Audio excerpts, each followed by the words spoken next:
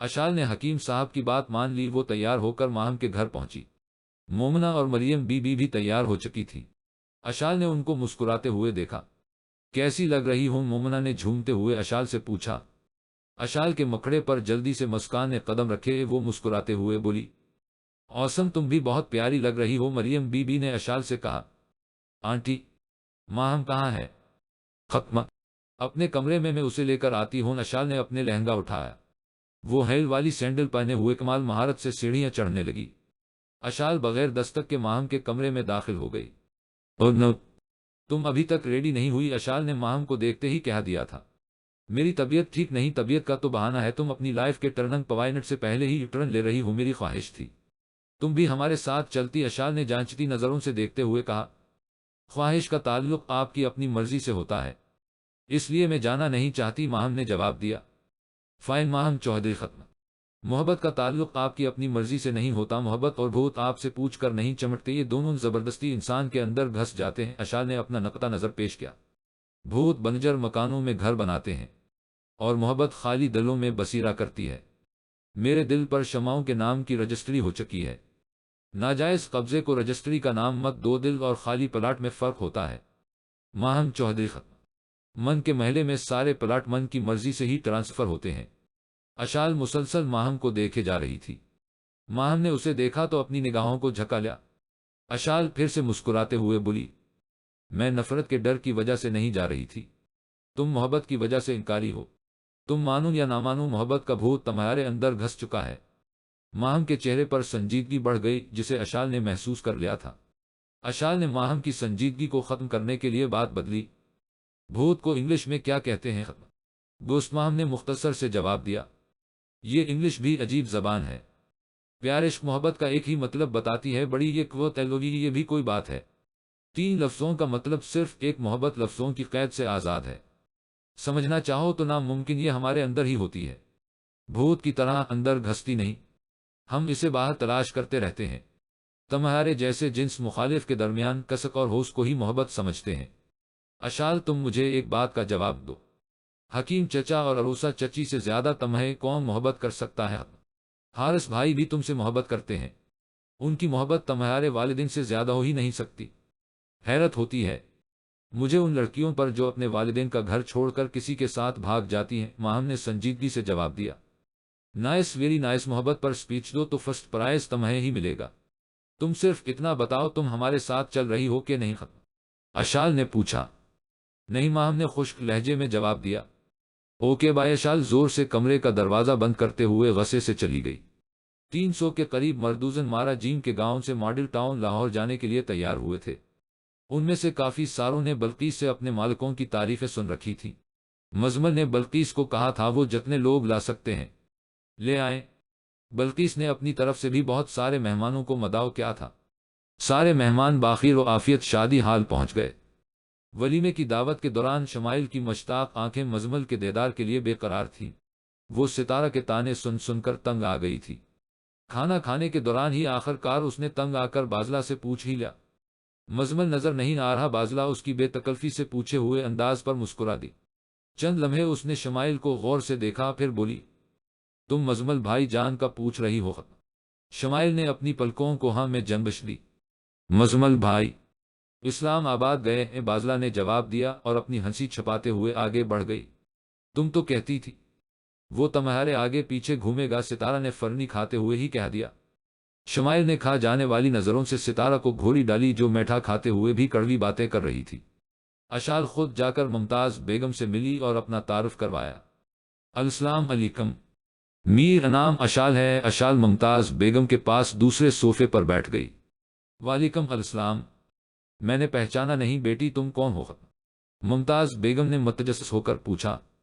نیلم اور نامان کی بیٹی اشال۔ اشال نے نورانی مسکراہٹ کے ساتھ آگاہ کیا۔ ممتاز بیگم نے اشال کے وجیہہ رخ روشن کو فصاحت سے دیکھا اور کافی دیر دیکھتی رہے۔ ماشاء اللہ ماشاء اللہ، ادھر میرے پاس آؤ۔ اشال پاس آئی تو ممتاز بیگم نے اس کی پیشانی چوم لی۔ اشال کا سارا خوف ہوا ہو گیا۔ اسے ممتاز بیگم سے محبت کی سوندھی سوندھی خوشبو آئی۔ وہ سوچ رہی تھی، محبت کا ایک ہی بوسہ لا تعلقی کی گہری کھائی پر پل بنا دیتا ہے۔ میں تو سمجھتی تھی آپ مجھ پر خفا ہوں، گی، اشال نے میٹھی آواز سے کہا۔ تم نے خود ہی سمجھ لیا، ممتاز بیگم نے گرد و نواح کا جائزہ لیتے ہوئے کہا۔ سب لوگ کھانا کھانے میں مصروف تھے۔ وہ چاہتی تھی ان کی اور اشال کی باتیں کوئی نہ سنے۔ تم نے کھانا کیوں نہیں کھایا؟ ممتاز بیگم نے اپنے سامنے پڑے کھانے کی طرف دیکھ کر پوچھا۔ آپ نے بھی تو نہیں کھایا؟ اشال نے بھی سامنے پڑے کھانے کی طرف دیکھتے ہوئے جواب دیا۔ میری عمر میں دوائیں زیادہ کھانی پڑتی ہیں اور کھانا کم، تم کھاؤ شاباش، بعد میں کہیں تنہائی میں بیٹھ کر باتیں کرتے ہیں۔ ممتاز بیگم نے اشال سے ایسے کہا جیسے ہم عمر بچپن کی سہیلی ہو۔ ممتاز بیگم اور اشال کی ایک دم قربت کو بازلہ اور مومنہ سمجھنے سے قاصر تھی۔ صرف ان دونوں کی توجہ اس طرف تھی۔ بازلہ اپنی ماں کی غیر موجودگی میں بیگم صاحبہ کا خیال رکھ رہی تھی اور مومنہ کو اشال کی سنگت ہی میسر تھی۔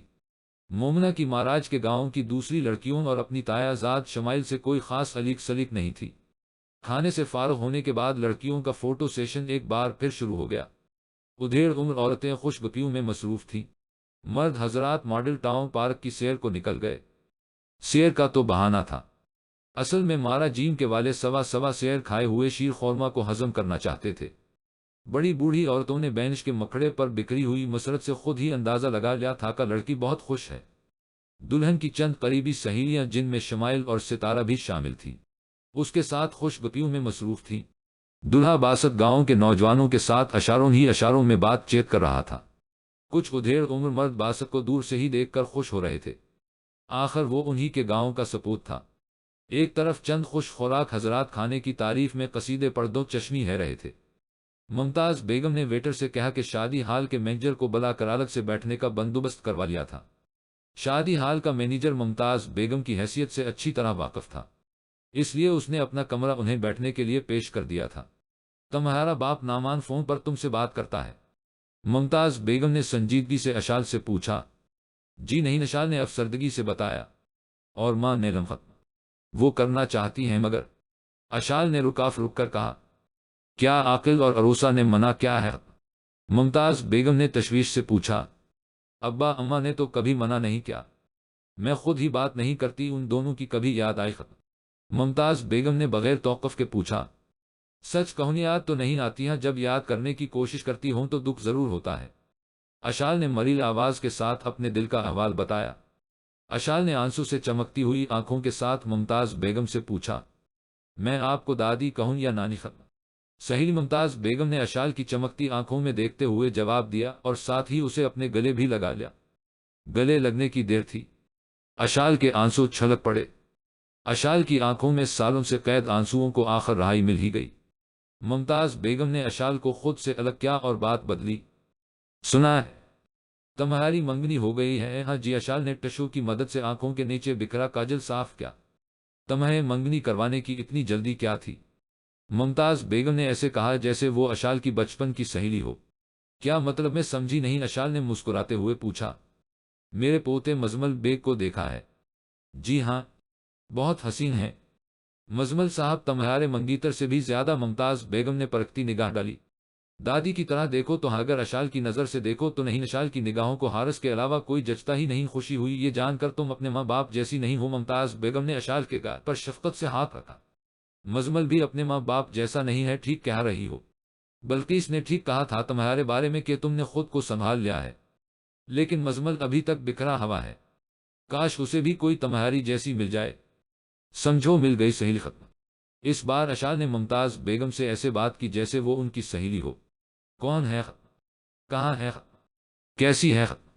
ممتاز بیگم کی آنکھیں روشن ہو گئی، ان میں بجھے دیپ جل اٹھے تھے۔ ماسٹر محمود کی بیٹی ہے، ہمارے گھر کے سامنے ہی رہتی ہے، بہت ہی خوبصورت ہے۔ کالے سیاہ گھنگھریالے بال، موٹی موٹی بلی آنکھیں، دودھ کی طرح سفید رنگ، میٹھی اور دھیمی آواز میں بات کرتی ہے۔ اشال کے منہ سے تعریف سن کر ممتاز بیگم خاموش ہو گئیں اور کچھ سوچ میں پڑ گئی۔ اشال نے دیکھا تو پوچھا، کیا سوچ رہی ہیں آپ؟ مزمل نہیں مانتا، شادی کے لیے کیا کروں؟ ختم بس اتنی سی بات نہیں ہے اشال، ممتاز بیگم نے پریشانی سے کہا۔ اشال مسکرائی اور بارات والے دن کا آنکھوں دیکھا حال ممتاز بیگم کو سنا دیا۔ ممتاز بیگم کا چہرہ حشاش بشاش ہو گیا۔ اس کے بعد اشال نے ماہم کی بچپن کی منگنی کی روداد بھی سنائی تو ممتاز بیگم کے چہرے پر پھر سے اداسی آن بیٹھی۔ پریشان نہ ہوں، ماہم اپنے منگیتر کو بالکل پسند نہیں کرتی، وہ تو اپنے مرحوم باپ کی زبان کا پاس رکھے ہوئے ہے۔ وہ کہتی ہے میں شادی سے کبھی انکار نہیں کروں گی اور نہ ہی آنٹی مریم کو کرنے دوں گی۔ اشال نے اپنی طرف سے تشفی دینے کی پوری کوشش کی لیکن ممتاز بیگم اداس ہی تھی۔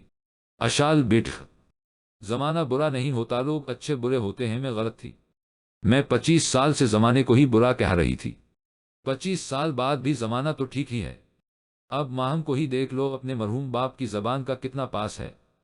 تم اس کو یہ رشتہ ختم کرنے کے لیے کبھی مجبور مت کرنا۔ ہاں، اس کے حق میں جو بہتر ہو اس کی دعا ضرور کرنا۔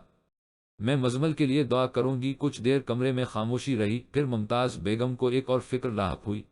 اشال بیٹی، تم لوگوں کے متعلق گاؤں میں کون کون جانتا ہے؟ ماسٹر صاحب کے بعد صرف آنٹی مریم جانتی ہے۔ ماں ختم، وہ نہیں جانتی، آپ بے فکر ہو جائیں۔ جب تک مہاراج کے گاؤں والے واپس نہیں گئے ممتاز بیگم اور اشال اکیلے میں ہی باتیں کرتی رہے۔